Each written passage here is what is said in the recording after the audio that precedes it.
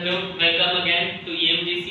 आज हम लोग एक ऐसे टॉपिक के बारे में बात करेंगे जो बहुत ही ज़्यादा लोगों को पता ही नहीं होता है कि ऐसे भी कुछ होता है। अगर मैं आपसे क्वेश्चन पूछूं कि इकोलॉजी क्या होता है, एनवायरनमेंट क्या होता है, एनवायरनमेंट अगर मैं पूछूं तो आप बोलोगे नेचर। अगर मैं पूछूं आपको इकोसिस्टम क्या होता है तो अगेन आप बोलोगे नेचर, जो हमारे आजू बाजू पाया जाता है। अगर मैं पूछूं इकोलॉजी क्या है तो आप बोलोगे सेम सर नेचर। और मैं पूछूं बायोडाइवर्सिटी क्या है तो भी आप बोलोगे सर नेचर, जो आसपास पाया जाता है। अगर इन चारों ही शब्द का मतलब एक ही होता है तो फिर इनको अलग अलग क्यों नाम दिया गया है? तो जरूर कुछ ना कुछ टर्म्स होंगे, इनका डिफरेंट मीनिंग होगा, इसलिए ये चार अलग अलग टर्म्स बनाए गए हैं। तो आज हम इन्हीं चार टर्म्स को थोड़ा सा डिटेल में पढ़ने की कोशिश करेंगे। बहुत ही शॉर्ट होगा और आप एकदम इसके बाद आप कभी भूल नहीं पाओगे कि इन चार वर्ड्स का अलग अलग मीनिंग क्यों होता है।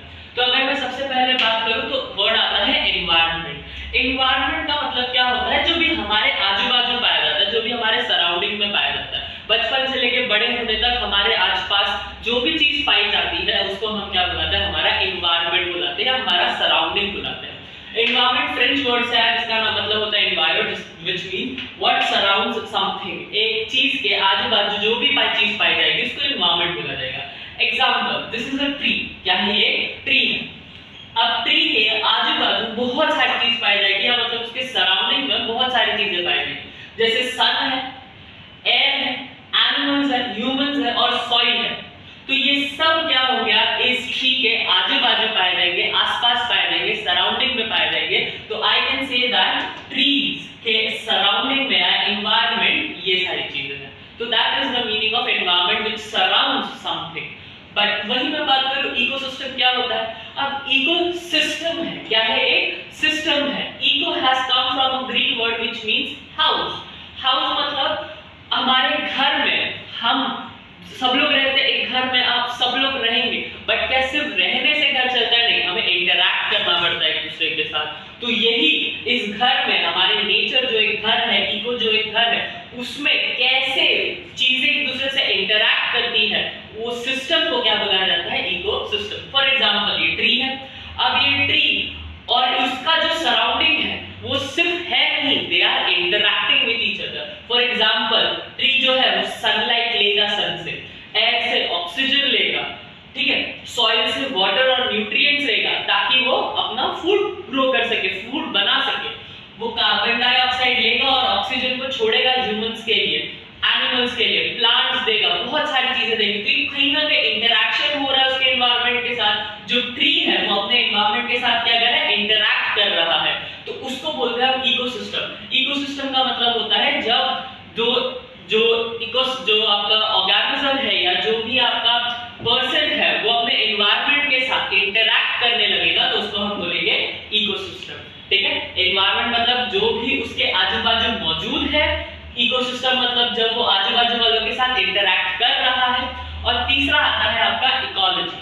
अब इकोलॉजी और इकोसिस्टम में ज्यादा डिफरेंस नहीं है, इसमें भी इको शब्द आता है, इसमें भी इको शब्द आता है। इको मींस हाउस, बस इसमें एक सिस्टम है और इसमें लॉजी है। लॉजी का मतलब होता है स्टडी।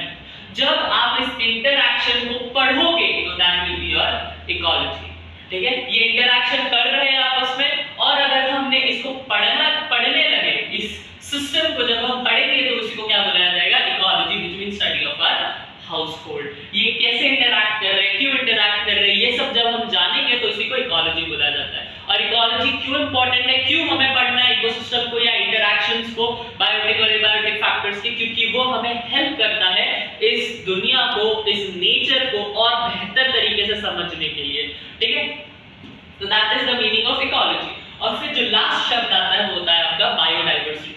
बायो मींस लाइफ, वो भी ग्रीक वर्ड से आया है, और डाइवर्सिटी मतलब वैरायटी। तो इसका एक्चुअल मीनिंग होता है वैरायटी ऑफ लाइफ। इस एनवायरनमेंट में, इस नेचर में, इस इकोसिस्टम में आपको तरह तरह के जानवर, तरह तरह के प्लांट्स, तरह तरह के ऑर्गेनिजम्स मिलेंगे। तो वही होता है आपका बायोडाइवर्सिटी।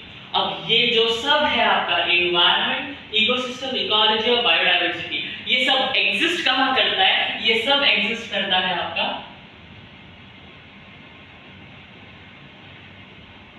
बायोस्फीयर में। अगेन बायो मींस लाइफ, जिंदा, और स्फीयर मींस लेयर।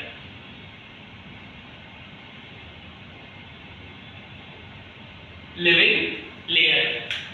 जो जहां पे भी धरती पे आपको जहां पे भी जिंदा लोग मिलेंगे, जिंदा ऑर्गेनिजम्स मिलेंगे, उस लेयर को हम क्या बुलाएंगे? बायोस्फीयर। जो आपको जमीन पे भी मिलेंगे, जो आपको आसमान में भी मिलेंगे, जो आपको पानी के अंदर भी मिलेंगे। तो ये जो लेयर है जहां पे आपको लिविंग ऑर्गेनिजम्स देखने मिलेंगे, उस लेयर को हम बोलते हैं बायोस्फीयर। तो एनवायरनमेंट, एक ऑर्गेनिजम्स के आजू बाजू पाए जाने वाली चीजों को, ऑर्गेनिजम्स को हम एनवायरनमेंट बोलेंगे।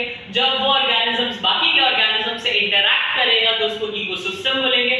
जब हम उस इंटरैक्शन को पढ़ेंगे तो उसको इकोलॉजी बोलेंगे। और जो तरह तरह के ऑर्गेनिजम्स हमें मिलते हैं, हम उसको क्या बोलेंगे? बायोडाइवर्सिटी। और ये जो पूरा बायोडाइवर्सिटी है, जो आपको लिविंग लेयर देखने को मिलता है, जहां पे भी लिविंग ऑर्गेनिजम्स पाए जाते हैं, उस लेयर को हम क्या बोलते हैं? बायोस्फीयर। तो आई होप ये जो टर्मिनोलॉजीज है, जो हम गलती से कभी एक दूसरे को गलती से हम इनको यूज कर देते हैं, तो वो आज आप समझ पाए।